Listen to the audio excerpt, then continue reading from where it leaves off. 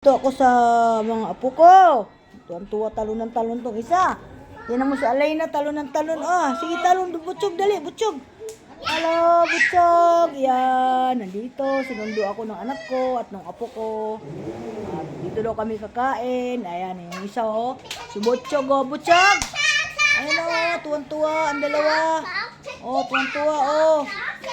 Oh, itong bahay nila dito. Hi, Minor. Ito, yung bahay naman niya dito, yung ni Mel. Buksan. Ano nag-aayos dito? Ay, buksan mo daw, buksan mo daw.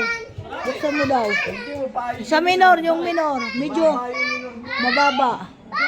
Basta ka gano'n eh. Ayan, pambahay niya dito, mga busing. Nasa nga yan. Kaso nga nag-gano ko yung carburetor na. Hindi paayos mo. Hindi, abisado ko naman eh. Ayaw mo na siya, kakabisado naman niya. Okay na yan. Pinagawa ko yan. Ang importante yan, ayan o. Yan, dito yung bahay nito. Dito naman, bagong kapitbahay na naman ako dito. Yan.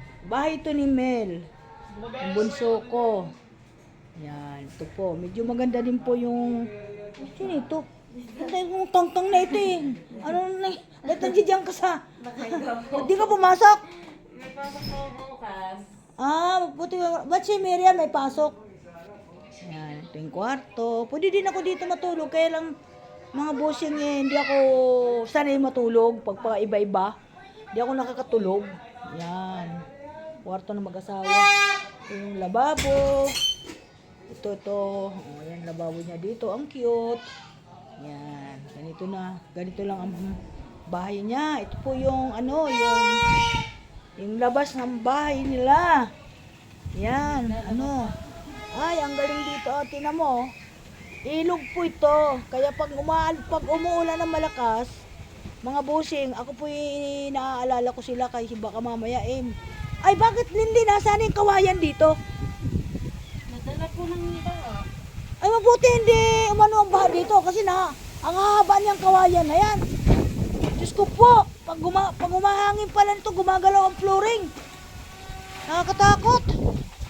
Ang ganda po ng ilog nila dito, pwede po ito paliguan. Ayan o. Ang lalim na po, dati po hindi ganyan. Ngayon lumalalim kasi umuulan. Isang puno na lang po ito ng kawayan. Yun nandito, ayan o.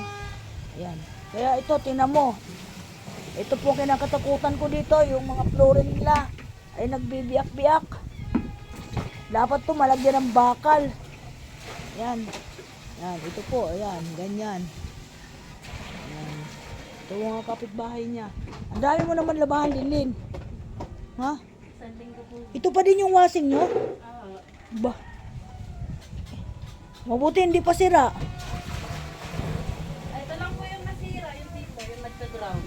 Ah, baka mag-ground yan. Eh, pinagawa na po yan. Ah, baka mamaya nagkakuryente yan. Makuryente ka. Ah, ingay ng mga bata. Tingnan mo. Parang bagong taon na ngayon dito.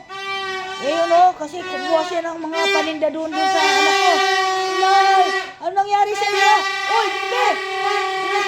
Uy! Uy, ano? Tuturutot! Katabi lang niya. Galit si Lolo. Ayaw niyang turutot. Galit bibi. Yan. Ito. Magandang dito. Okay po. Thank you po sa lahat. Ang ingay ng mga apo ko. Nagpaharurot-harurot sila.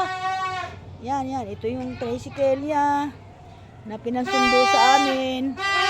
Yan po. Kanina nakasingle po siya. Ngayon naka-tricycle na. Yan. Dalawa din po yung kanyang may single, may tricycle. Yan. Nag-improve din ang buhay ni Mel. Okay. Thank you salamat sa lahat sa Panginoon. Maraming salamat kahit pa paano. At thank you so much. Bye-bye. Ang gandang tanghali. Good afternoon. Gusto mo lumabas na ingayan doon sa mga apo niya. Ito pala nilagay niya. Saan? Siyak. Oo, para matibay. Mamaya naman mag-ingay, kakain mo. Thank you. Maraming salamat. Good afternoon. Thank you po mga busing.